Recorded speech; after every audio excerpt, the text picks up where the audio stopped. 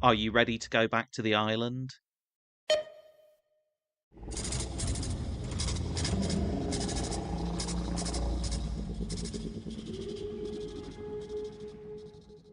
Welcome to the Lost Explained episode guide, where we will be exploring and explaining the TV show Lost, episode by episode, mystery by mystery. Now be warned, you are in full spoiler territory on this channel. This guide is intended for those who have already watched the entire series and already know the secrets of the island. But whether you're here to re-experience the series with me, or simply gain a better understanding of the story from episode to episode, or maybe you even have mixed feelings about the show and want to see me tackle those with a more critical eye, then you're in the right place. This is going to be the format for the guide going forward. We will always begin with my review of the episode.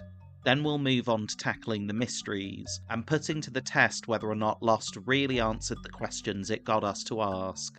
I'll also include some fun trivia where relevant as well, plus an analysis of any recurring ideas, themes, and motifs that make up the bigger picture of the Lost universe. So, without further ado, let's launch this guide.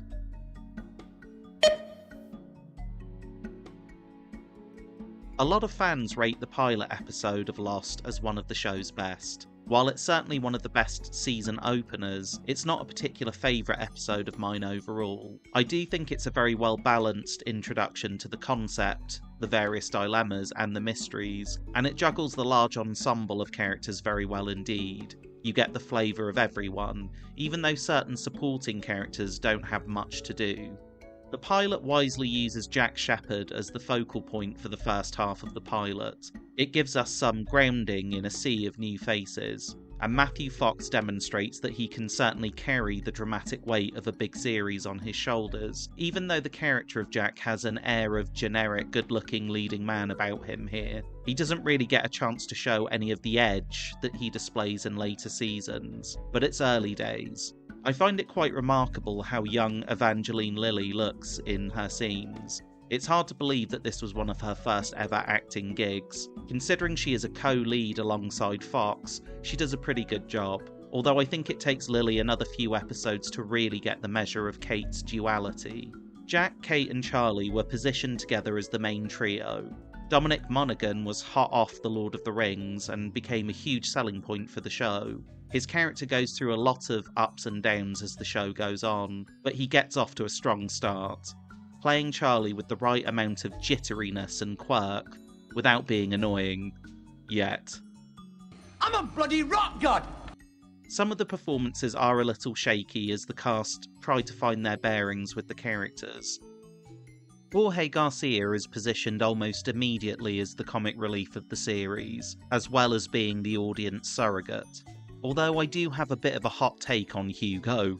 While I find him a warm and much needed presence on the show, and I like both the character and Garcia's playing of him, Hurley's role as comic relief always fell a little bit flat for me, particularly in the first couple of seasons. There are only a handful of moments in year one where I actually find him legitimately funny when being used in that capacity.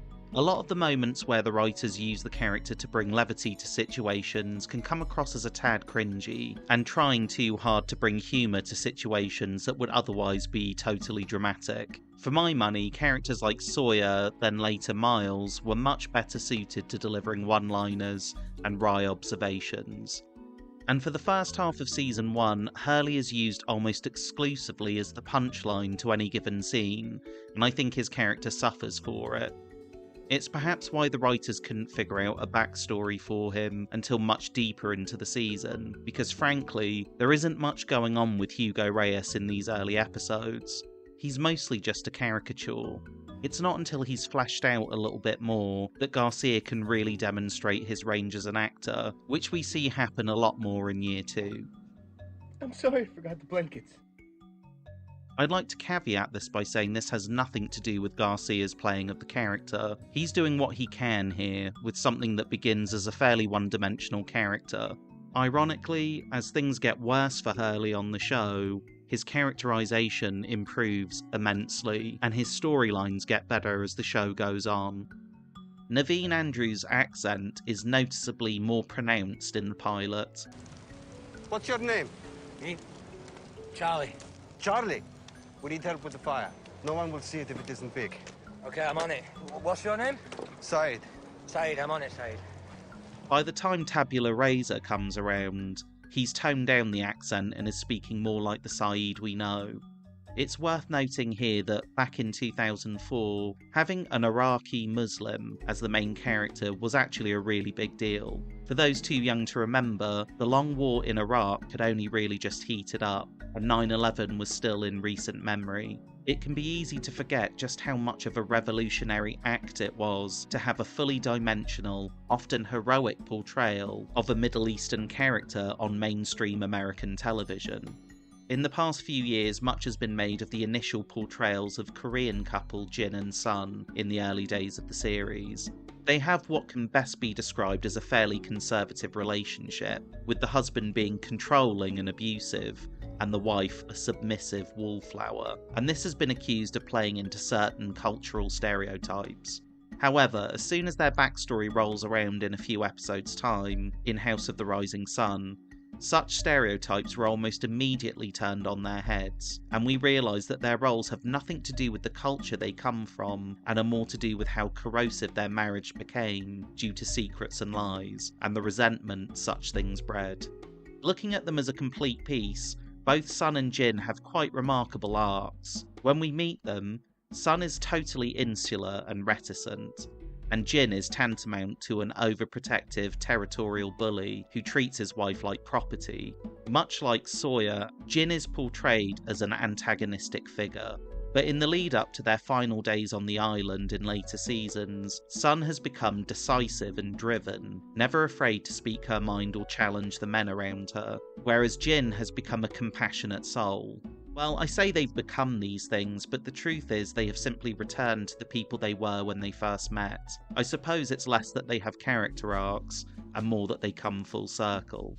Perhaps the most noteworthy part of their inclusion in the cast is the use of subtitles in all of their scenes. This was a very unusual move for network television at the time. The kind of conversations that are being had today about representation were not at the forefront of the culture back in 2004, but Lost was incredibly forward-thinking compared to many of its peers.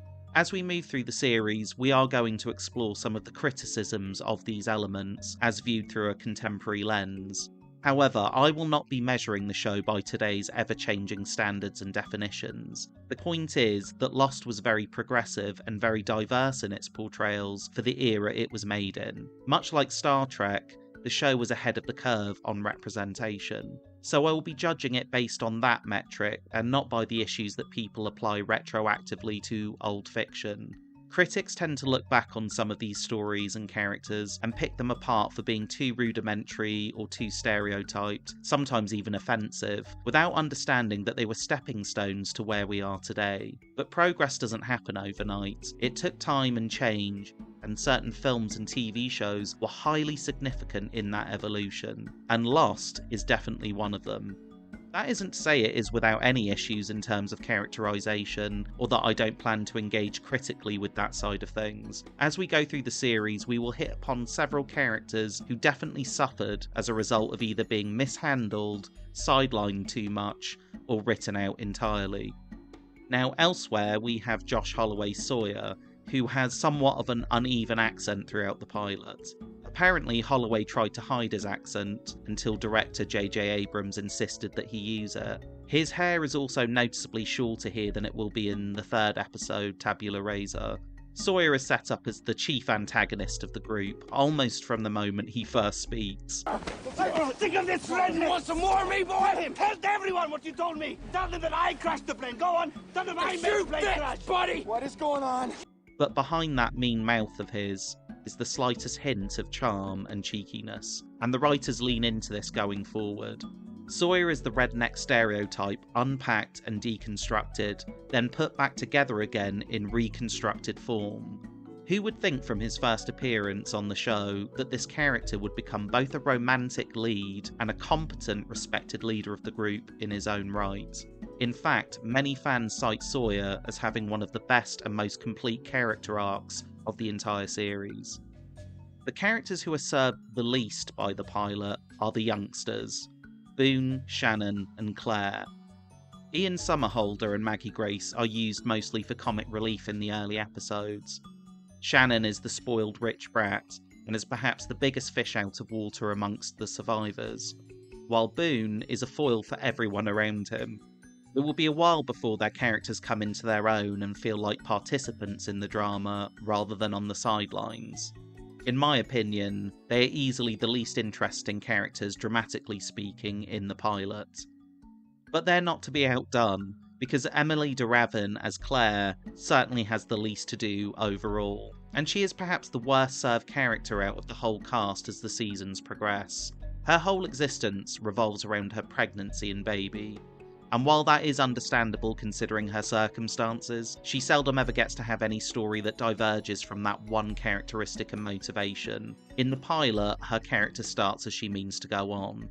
Harold Perrineau suffers a similar issue with his character Michael for the first season. He never really develops beyond how he relates to his son. If he isn't worrying about Walt, he's looking for him.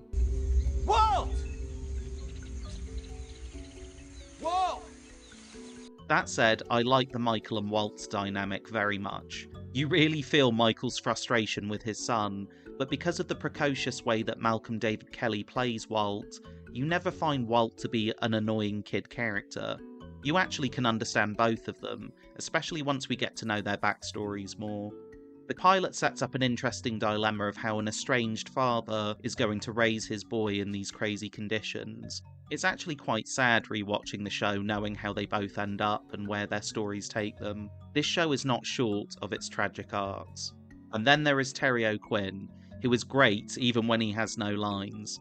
The mystery and ambiguity around Locke perfectly captures the essence of the character from the start. The shot where Terry stares out at the thundering skyline is bursting with subtext now that we know where his character goes, and who ends up taking on his guise. Although if I had one complaint about the way he's portrayed in the pilot, it's the iconic orange peel smile. This feels like a holdover from when the writers didn't quite know whether Locke would be an out-and-out bad guy. It doesn't really fit with how he behaves a couple of episodes later. Also, I found the showrunner's decision to include the orange peel smile in Locke's sideways flashes in the end a really bizarre choice, considering how creepy that moment was. It was hardly the man's finest hour.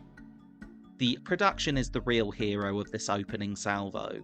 Say what you want about J.J. Abrams as a director and a creative, and I'm sure most of you do, but his directing here is right on point. He sets the tone for everything that is to come in this two-parter. He establishes the show as an epic, both in its scope and subject matter. Within the first episode, characters are climbing mountains and shooting polar bears, and he confidently oscillates between quiet, introspective character drama on the beach and boisterous, rousing action in the jungle. So right away we get a sense that this is going to be a cross-pollination of genres. A little bit of action-adventure, a dash of horror, a light touch of comedy, lashings of mystery and suspense, and plenty of human drama to feast upon in between the bursts of genre madness. Meanwhile, Michael Giacchino's score is used sparingly in these early days. Sometimes I forget that when Lost first started, there were long periods where there would be no music, and we would just hear the sounds of the ocean or noises of the jungle in the background. The island sound design itself was its own music.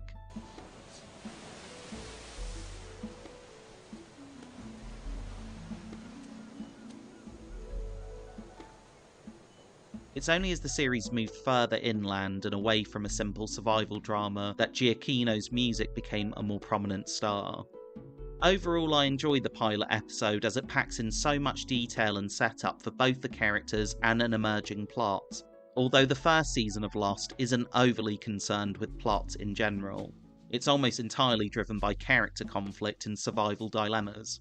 It isn't until the three-part season finale Exodus, and more so in Season 2, when the show leans into heavily elaborate plot lines.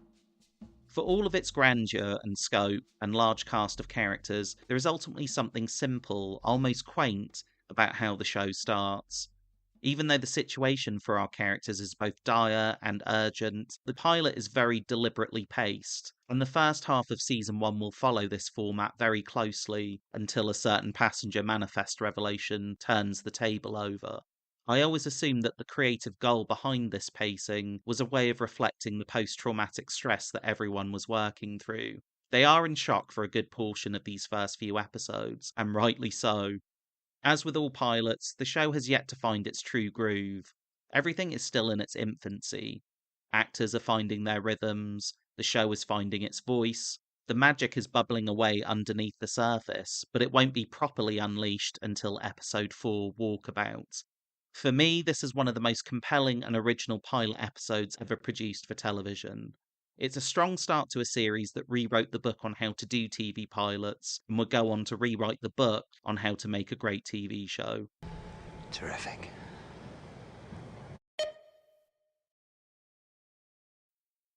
My main video series, The Theory of Everything, delves into the mythology and explores the mysteries in greater detail, and I recommend checking those out if you haven't already. What I would like to do with this section of the episode guide is to cover every question that was raised by the show from episode to episode, in order to ascertain what answers were later given, and to see whether they were directly addressed, implied, left ambiguous, or altogether ignored. Basically to see if each mystery raised was resolved conclusively or otherwise. In short, the aim is to go through each episode mystery by mystery. For this section, we're going to skip over anything that is too simple of a mystery or was self-explanatory. For instance, when watching the pilot for the first time, we might ask, why were all of these people on the plane and where were they going? Well, the series definitively answered who everyone was, where they came from, and why they were going to Los Angeles. So there's no real need to cover that ground here in any detail. I don't think these are the mysteries that people are interested in now that the show is over, so the stuff we will cover in this section will relate to the bigger mythological or character questions. First up, why did the plane crash, and how did so many survive? We find out in the Season 2 finale that Desmond failed to push the button in the hatch in good time, thereby causing a massive build-up of electromagnetic energy that sucks anything even remotely magnetic towards it. The plane is sucked into the electromagnetic bubble of the island, towards the anomaly, until Desmond manages to reset the timer. The plane is being drawn towards the island, and rather than crashing like a normal aircraft, it was given extra balance due to the nature of the magnetic wave pulling it in. But the main reason these people didn't die on impact was because they are all part of a causality time loop. Their future selves have already appeared in the past timeline of the island. They are part of the historical record. Therefore, they cannot die until they complete these predestined actions. Why is there a shoe hanging in a tree? Well, popular fan theory claims that this is the shoe of Christian Shepherd. While Jack finds his father's coffin intact a few episodes later, Christian's body is missing. Many have speculated that the shoe is one of his, but it could also be that of a random passenger's. It's never confirmed either way. What happened to the tail section of the plane, and did the passengers survive? In Season 2 episode, The Other 48 Days, we get the answer to this question. We see the tail end of the plane crash on the other side of the island and the experiences of the surviving passengers. What are the contents of Sawyer's letter? We later find out in episode Confidence Man that the letter was written by a young James Ford after the murder-suicide of his parents, following the result of a hustle by a con man known only as Sawyer. James later adopts the name for himself and becomes a con man, all the while seeking vengeance against the man who destroyed his family in childhood. It's reasonable to assume that Sawyer became a con man so he could travel in the same circles as the man he was hunting for. And of course Sawyer would eventually find his revenge on the island in Season 3 episode The Brig, but we will talk about that later. How are there polar bears living on the island? The polar bears were brought to the island by the Dharma Initiative, who experimented on them at a zoological station offshore called the Hydra, and used them for further testing at the Orchid. The bears were being trained in the cages for the specific task of getting them to push the frozen donkey wheel in order to see what the effects of turning the wheel would be on a mammal. One of these bears was transported to the Tunisian desert. the place that Charles Widmore calls the exit. How did you know I'd be there? Because that's the exit. We would later see both Ben and Locke appear in this very same area after pushing the wheel. The surviving bears later broke out of their cages due to the eradication of the Dharma Initiative and swam to the main island. What became of the French woman who recorded the transmission?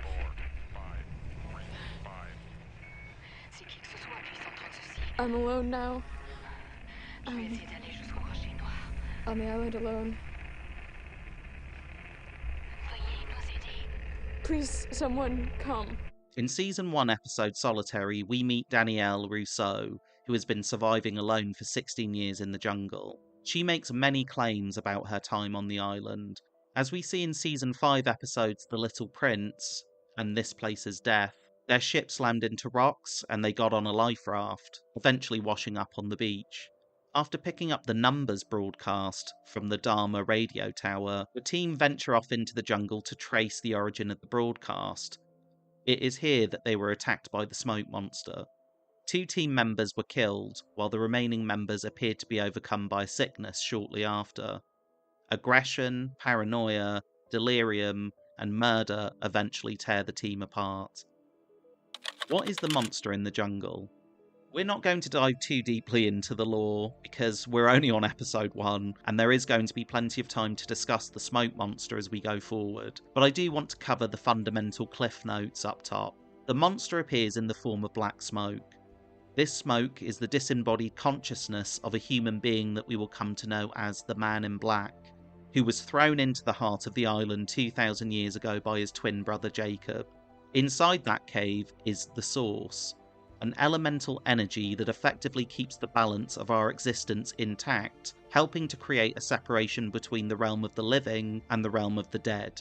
We'll discuss the Source and its energy pockets on the island and around the world in more detail when it becomes relevant. But basically, inside every human being is a piece of this elemental light, and when we die, the light inside of us returns to its birthplace, where it was first forged within the Source, taking with it our memories and experiences from our lives. That process is depicted in Season 6 via the flash sideways. When the Man in Black's unconscious body is sucked into the open aperture of the Source, it causes the physical death of his body, and the light inside of him is either extinguished entirely or returned to the Source, depending on your interpretation. The main point to take away from this is that what gets spat out of the cave is essentially the darkness of his soul, all of his worst memories and thoughts and fears and feelings. Only the negative parts of the Man in Black survives. This part of his consciousness, or his soul, roams the island, forever trapped within the electromagnetic bubble that sustains him and gives him power. He is unable to really live or die, and so he searches for a way to escape this prison once and for all, and the arrival of our oceanic survivors will become his ticket to freedom. Where is the island? Guys,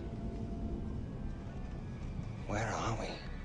The island was thought to be in the South Pacific, but the truth is the island has no fixed location as it moves in both time and space, jumping between pockets of electromagnetic energy all over the world. What is the island? This is a question that goes deeper than anything else on the show, and we will discuss the many interpretations of the island as a character and a force within the story throughout, but for now it's best to view the island as a literal embodiment of fate itself. It is influencing and facilitating events throughout the show, both on and off its shores, both in the past flashbacks of our characters and in the present timeline. And it is doing this in order to fulfill certain predestined events, events that will have a direct bearing on the ultimate outcome for the fate of humanity, and indeed existence itself.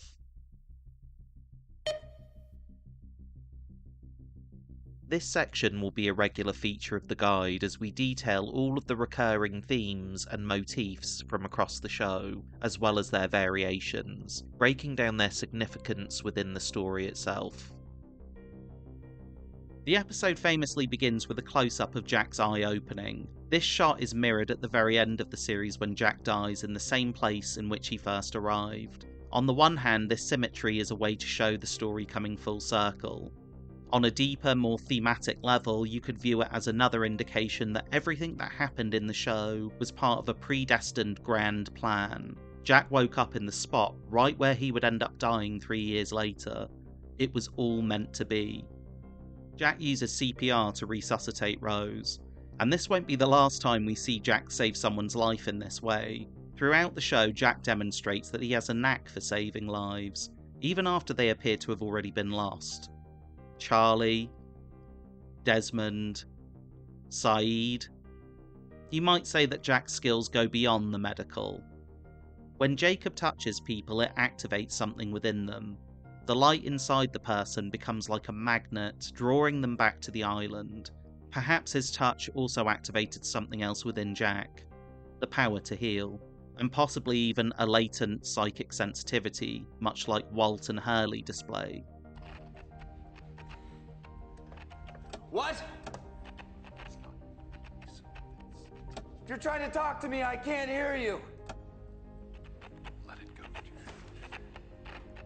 But because Jack is such an ardent man of science, he ignores and unconsciously suppresses this ability. Jack tells Kate and us the story of how he learned to conquer his fear by counting to 5. We see this story return in the season 5 finale, The Incident. Count to 5. What are you talking about? I'm talking about you stitching up the sack so this girl isn't paralyzed for the rest of her life. And the only way you're going to do that is not to be afraid. So close your eyes, count to 5, and then fix her, Jack. What's interesting is that Jack failed to mention that the one who provided the calming influence was his father, Christian Shepherd. While this scene might be more of a retcon than anything, in terms of the canon of the show, Jack's omission is a result of their dysfunctional relationship and how he has deep-set unresolved issues towards his father. Yet he also takes on many of the characteristics that his father demonstrates, especially after leaving the island. Charlie puts white tape on 4 of his fingers on his left hand, onto which he writes the letters F-A-T-E with a black marker to spell out fate. This provides an extremely early indicator as to the themes that the writers were thinking about from the very beginning. We see Sawyer shoot the polar bear, setting up several polar bear encounters in the future. The next one occurs in the episode Special, with another encounter happening in Season 3 episode Further Instructions. There's a cool theory regarding the polar bears, which is worth noting here.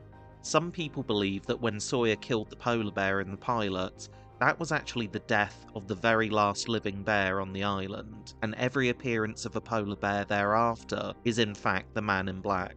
We know he can manifest as both animals and bugs, presumably limited under the same rules as his human manifestations, in that they have to already be dead before he can look like them. So this theory is absolutely plausible within the context of what we learn later. This opens up almost every strange animal appearance on the show to the same possibilities. I will address each one as they come up. In fact, there are 2 major ones happening in the second half of Season 1, so we'll explore the possibilities and the possible motivations when we get to those episodes. We also see the setup regarding the power struggles that will become commonplace over guns and who gets to control them. This won't be the last time that Sawyer has something to say on the matter. Only thing that matters now are guns. And if you want one, you're gonna have to come to me to get it. Perhaps the biggest piece of foreshadowing in the entire show is the backgammon game between Locke and Walt. As Locke explains to him, 2 players, 2 sides. One is light, one is dark.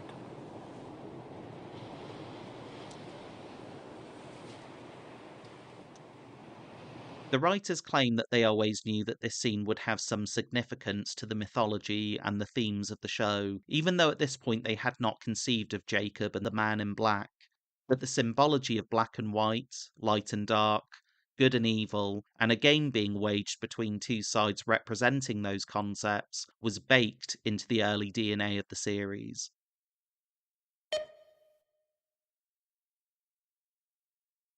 The numbers 4, 8, 15, 16, 23 and 42 are the numerical source code of the island. They appear everywhere because the island influences all things in the world.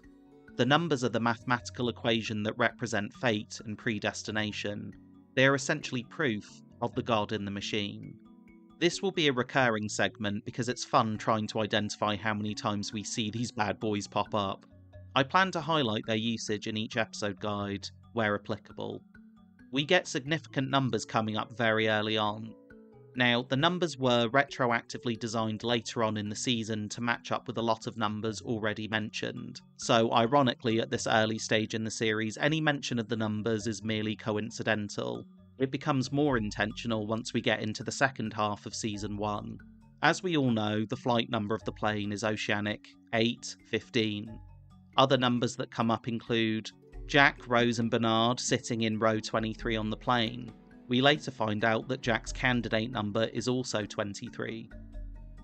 The girl that Jack sewed up was 16 years old. Claire also tells Jack that she is 8 months pregnant. It's really interesting looking back at this scene because one of the first people that Jack ever interacts with on the island is his own half-sister. When the pilot regains consciousness, Jack tells him it's been 16 hours since the crash. Finally, Saeed estimates that the French transmission has been on a loop for 16 years. Please share your thoughts on the pilot in the comments below, I'd love to hear what you think. I'll be returning with an analysis on the first Kate-centric episode, in which I plan to discuss the Kate hate that exists within the fandom. So if you have strong feelings about Kate, whether that be positive or negative, you'll want to be here for that one. Please like, share and subscribe to keep this channel alive. If you'd like to support this project more directly, please consider donating to my Patreon, where you can help me make more videos just like this one. Thank you very much for watching, and I'll see you back on the island.